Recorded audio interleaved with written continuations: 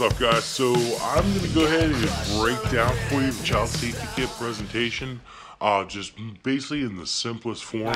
Chucky Jr. Guys, remember, you want to be spending at least 15 to 20 minutes on report.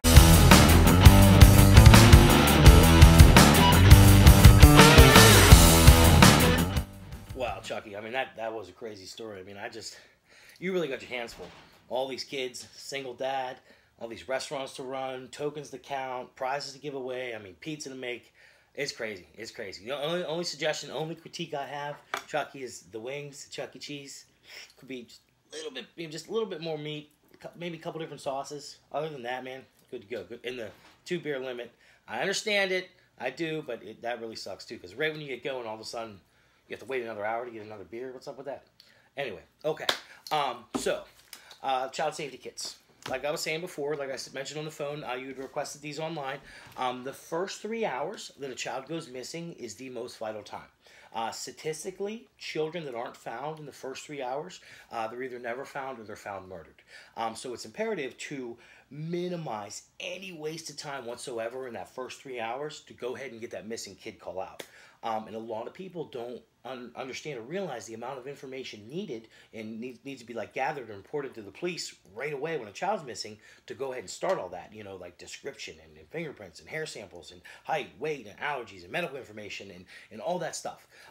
So you don't want to waste any time. So people don't plan to fail, they fail to plan. So it's important to have these certain little things in place like this just in case, you know. So that's where these child safety kits come into play. Like I said, the first 3 hours, the most vital time. These will minimize any sort of wasted time.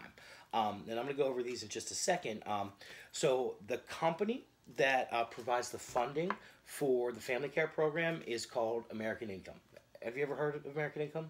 No. Right. Yeah, most people haven't. Yeah, American Income, they're a union benefits company, and they provide permanent benefits to people in unions, you know, like teachers and firefighters and police officers and Teamsters, stuff like that. Have you ever been in a union, Chucky? No? Chuck E. Cheese isn't unionizing? Yeah, it's cool.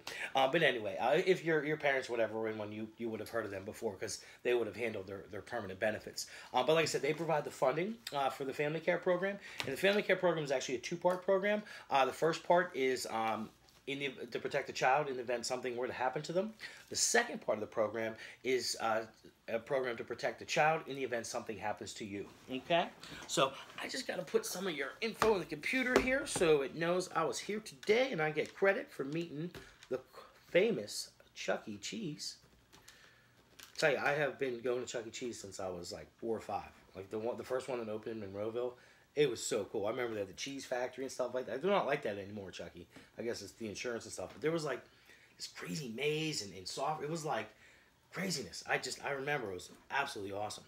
But so, and your last name is Cheese?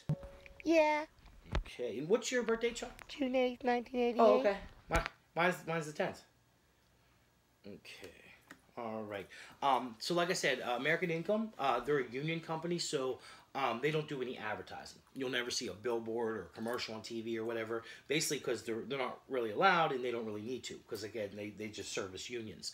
So this is a real quick commercial. Instead of me talking for like 10 minutes about how great American Income is, I'm going to go ahead and just show you this commercial. It's like a minute long, real quick. It'll go over a little bit about the company, and then I'm going to go ahead and go over the child safety kits, okay? So here we go, Chuck. All right, Chucky. If you had to guess, 1 being the most, 50 being the least, where do you think Pennsylvania ranks as far as kidnappings in the United States? 20th? No, we're actually 4th. We're 4th in the nation for kidnapping. Actually, our 5th year in a row for being 4th in the nation. Yes, very, very alarming. Now, the reasons why children are kidnapped, Chucky, is actually for the purposes of can I say the S word? Or sex trafficking, also black market adoption, and organ harvesting. Yeah, I know that the third one is more rare, but I mean, it does occur. Very, very scary. Now, 60% of the time, children are kidnapped is actually by someone they don't know. Now, when we were young, back in the 80s and stuff, when kids were kidnapped, typically it was by someone they knew. Times have changed. It's very, very scary. Have you ever looked at a sex offender app, Chucky? All right, this is called Sex Offenders. Let me show you the guy in the jail right here. I'm going to click on here. Now it's going to show our current location. Click right there. All right. You see here, These red dots are actually registered sex offenders living in the area. So you'll see here, there's a whole bunch. We have one that's right on the street over there. Another one here. I'm going to click on list. Okay, so I'm actually going to list all the sex offenders. You'll see the guy right at the top here. He lives, this is Maple, so Elm is the next one up, isn't it? He lives on Elm. You know that guy? He comes in all the time. He goes into Chuck E. Cheese. Are you serious? That is fucked up, Chucky. Oh my god. Yeah, I would do something about that. Okay, but all these guys, you'll see all here. You know, now like my eldest son, he's 11. I actually show him the sex offenders that live in the area, just because we let him ride his bike and go places and stuff like that. So I want him to be aware that these are very dangerous people. Do not talk to them for any reason whatsoever. But you'll see. I definitely recommend getting this app, downloading it to your phone or your computer. It does give you updates if anyone moves in the area, things like that. So, pretty scary, Chuck. If you want to take a look at it, go ahead and go ahead down that list. Yeah, it's crazy. It's crazy. So, all right. So, now let's say, for instance, little Chucky Jr., one of the Chucky Juniors over there, he's coming in the house, and he's coming out of the house, and we're sitting here talking, and he comes in, he comes out, comes in, comes out, and he goes outside, Chucky, then all of a sudden you don't see him. All of a sudden we don't hear him. And you get like that feeling, like that, oh my god, something's wrong feeling. I know because you got so many kids, like, I know you get this feeling all the time, and all of a sudden you go running outside, you're like, Chucky, Chucky, Chucky, and you can't find him. You don't get an answer.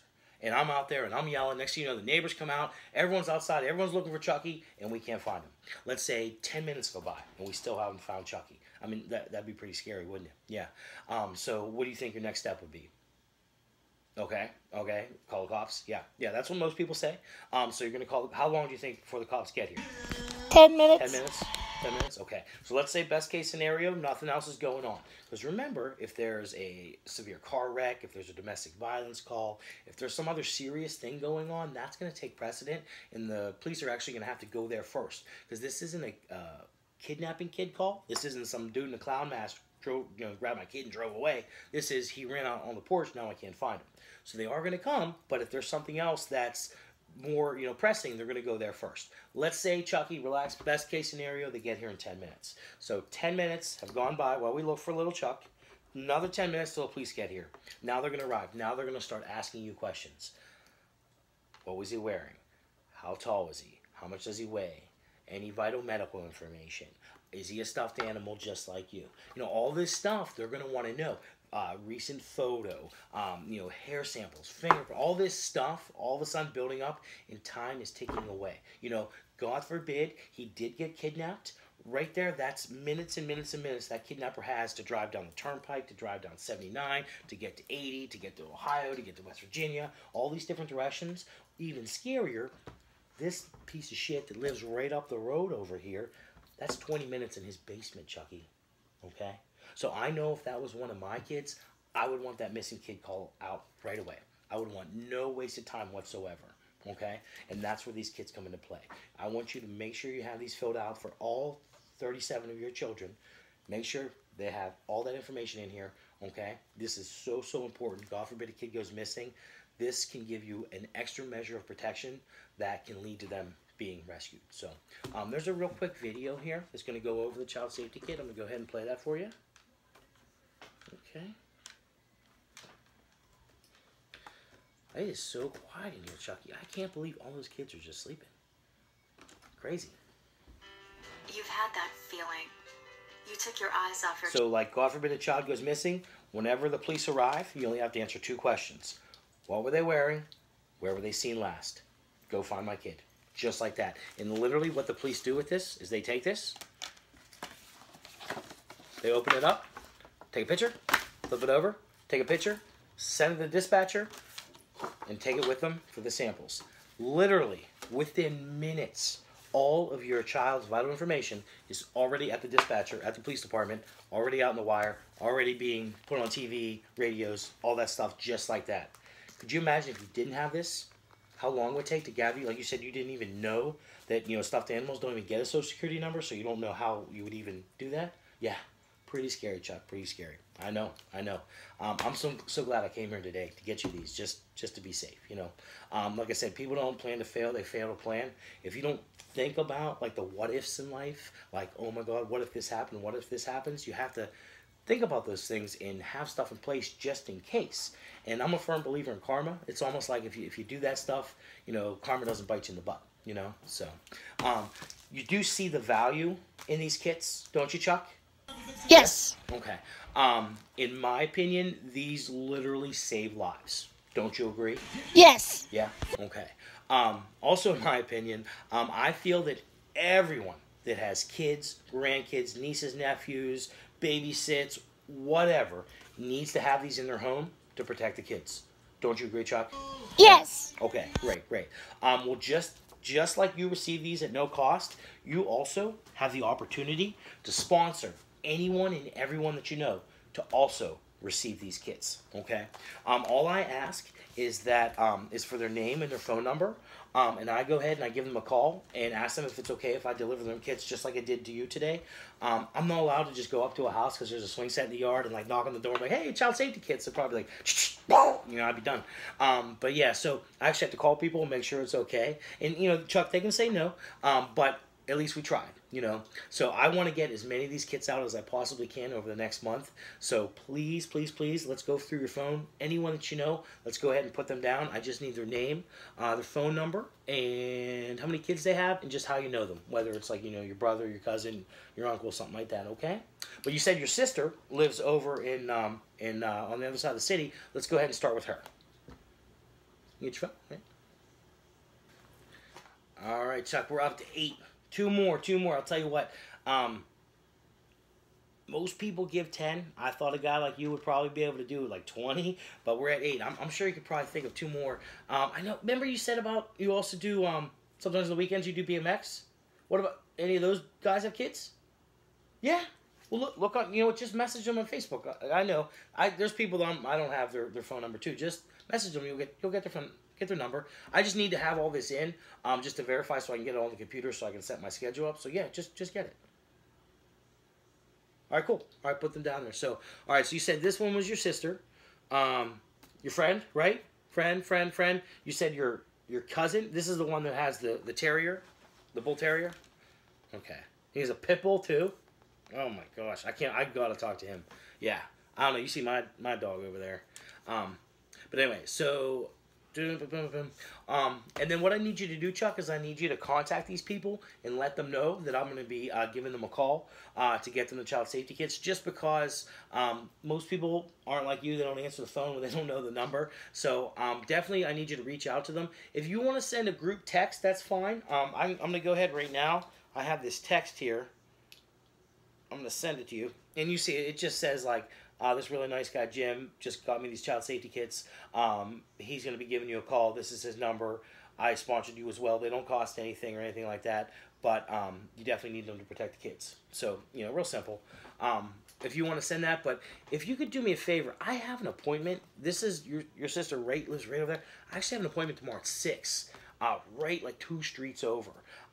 It'd be so awesome if I could just hit her up tomorrow, because I'd really like to, the next day after that, my son has a baseball game. I'd love to be able to, if I can make that work.